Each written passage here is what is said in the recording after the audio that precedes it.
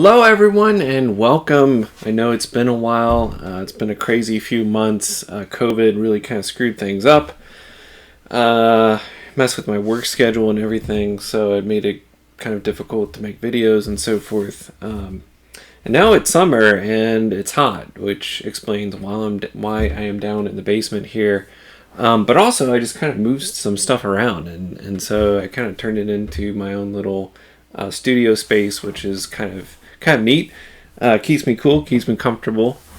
And I thought, for my sort of inaugural video here from the new studio, not that all the videos will take place here, but some of them will. I thought I'd share with you something really kind of cool. And I've only had this device for a week now, but I am very, very excited and pleased with it, and so I thought I'd share it. And what this is, yes, is a keyboard, but it's not any old keyboard. This is, in fact, a Model F keyboard, and it is not a vintage Model F. It is a new Model F. So you can actually go to modelfkeyboards.com and order yourself a brand new Model F keyboard. This is just one of the varieties that they come in. They also come in a smaller 60, I think it's 62%, or sorry, 62 key, 60% keyboard that doesn't have the number pad or anything. This is the industrial gray version. There is also just the regular old beige version as well, if you want to go something with a little more classical, I suppose. But yeah, it's a Model F keyboard, so it has a buckling spring keys on a capacitive buckling spring rather than where's my Model M?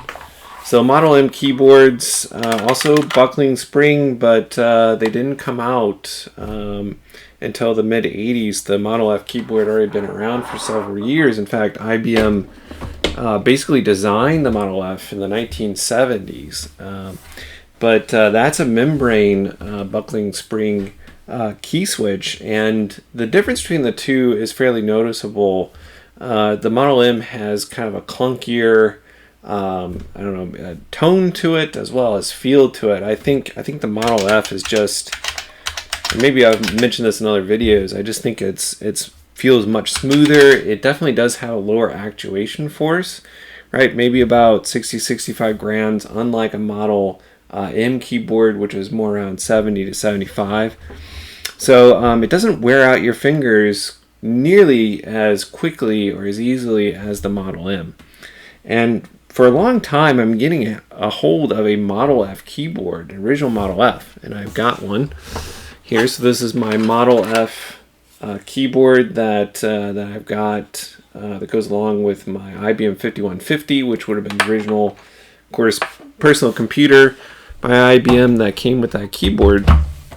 Finding a keyboard like that, but with a modern layout and everything, is, you can still find them on eBay, but it's getting difficult and it's getting expensive. So paying several $100s for a Model F that might be 35 years old now doesn't make a whole lot of sense to many people. I mean, at this point, they're getting a little worn down. So I was really excited to see that this was now an option of getting a brand new Model F. And of course, the design is a bit different. I really like the design. It's a very heavy keyboard. In fact, it literally takes some effort to get this thing off the table. But very solid, nice solid zinc casing. And it's one of the things about Model F, again, that separates it from a Model M keyboard, which tend to be more plastic components, a plastic case, is that these tend to be pretty solid and has a lot more metal. It's got a steel plate inside. And actually, I want to go ahead and show you a comparison real quick. So for the original Model F, looking at about 5.8 pounds, that is equivalent to about 2.6 kilograms, apparently. All right, but let's try the new Model F keyboard.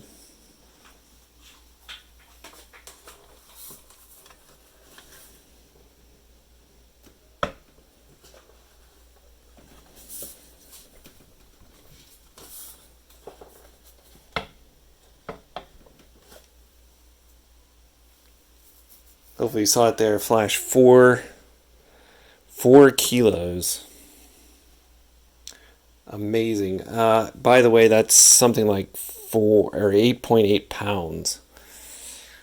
So yeah, this thing is built like a tank almost, and I really like that. I like the kind of it's kind of a military. It feels like military industrial grade kind of piece of hardware that's so heavy. And I don't know. That the weight actually, I think, helps with the overall feel and experience with the keys. They're just very punchy, but everything, you don't have a lot of vibration and so forth. It's just so massive. Really nice and solid. It also has this distinctive powder coat painting on it, right? So it's a little bit textured, but you really have to kind of zoom in there to see the powder coating and to really notice it. But if you've worked with old cases, in fact, the 46 system that I've got behind me here, the case does have that powder coating, and it was fairly common back in at that point in time. And I just really like it. It just reminds me of vintage hardware, and of course, that's what this is all about. Kind of reliving those days where there was really high quality components and computer components. One thing that you probably noticed right away with this keyboard is the keys itself. If you're familiar with Model F keyboards, you know that they did not come in black keys. And in fact, I went ahead and decided to get my keyboard early, and in order to do that, I had to use my own keys. So I did actually have an M13 variety keyboard, a track point keyboard, and that came with black keys. So I used that. I used some Unicomp keys, which, by the way, if you want to go with a Model M, as some people do, rather than a Model F, you can get them brand new from Unicomp. Certainly going to be a lot cheaper. But yeah, the keys should be fine. I am going to get a more standard beige set of keys with this.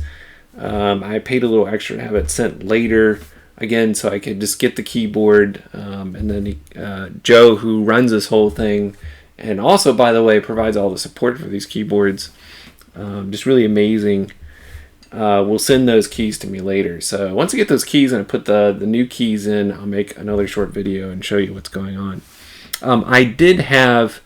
in interest of full disclosure here, I did have a little bit of an issue getting the keyboard to work. So there was, when I first got it, I type a little bit and I get a whole bunch of zeros and sometimes random Windows, and Windows 10 is what I was using, would flash up and on my screen, and I had to go through this whole process of kind of updating firmware and doing all this stuff. In fact, there is a post on the website, the forum website, that I think is due to me and my problems. I think it's pretty unusual. So I wouldn't be scared away from the keyboard from me saying that, because I think it is pretty unusual. I think most people, the keyboard has worked just fine right out of the box without issue. Maybe realigning spring here and there. Things happen in shipment and so forth. But I think my issue was kind of rare. And again, Joe, doing the Model F keyboards, organizing everything, doing all the support, was really good at getting back to me and helping me work through that process. And then if anyone else has that issue with random numbers and windows popping up and so forth, that post is now on the forum there, and you can always message me as well, and I try to help if I can, having a similar experience. So what else to say about? Well, it is, it's a Model F, so of course, the buckling springs and so forth are quite vintage, but naturally, you know, it works with modern computers, has a USB, connects via USB, has a converter in it. That's where the firmware update and all that stuff is about.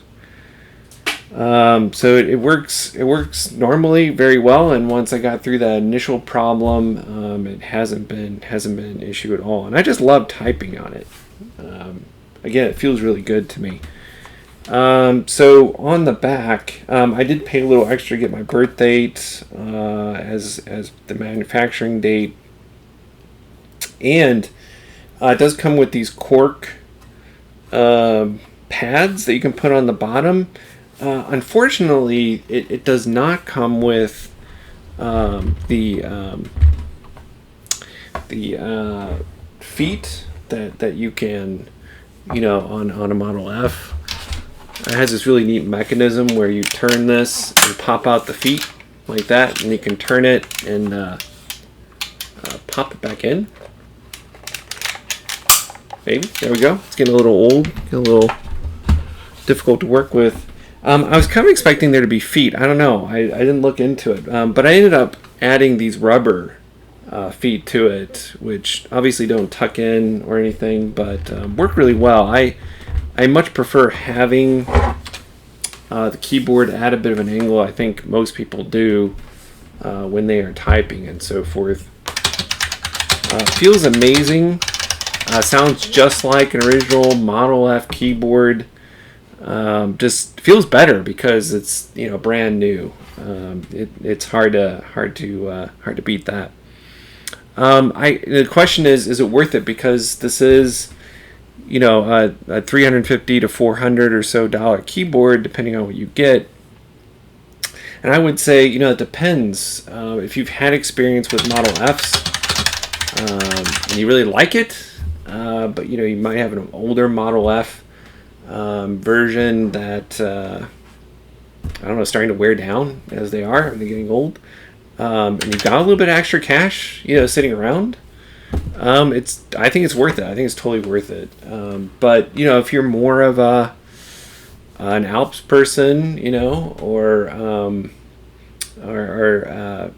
you know, you prefer more modern mechanical keyboards and the switches that come with those, then yeah, may not be worth the cost, the $400 or so cost. But I don't know. This is kind of one of those things where I remember using my one of my family members when I was growing up had an old IBM and a Model F keyboard, so I remember that. I didn't have one growing up, but other people did, and I remember using it. You know, it was so clicky and everything. So it's kind of amazing that I now own a new one here in 2020. So it's just kind of cool. So I will stop rambling on. I am happy to answer questions. You know, if you're kind of on the fence about it, thinking about it, I can kind of relay my experience with it, which has been mostly positive, other than a little hiccup there in the beginning. So I'm going to end this with a little bit of a typing demonstration and bring the microphone in a little closer, and so you can hear these keys a little better.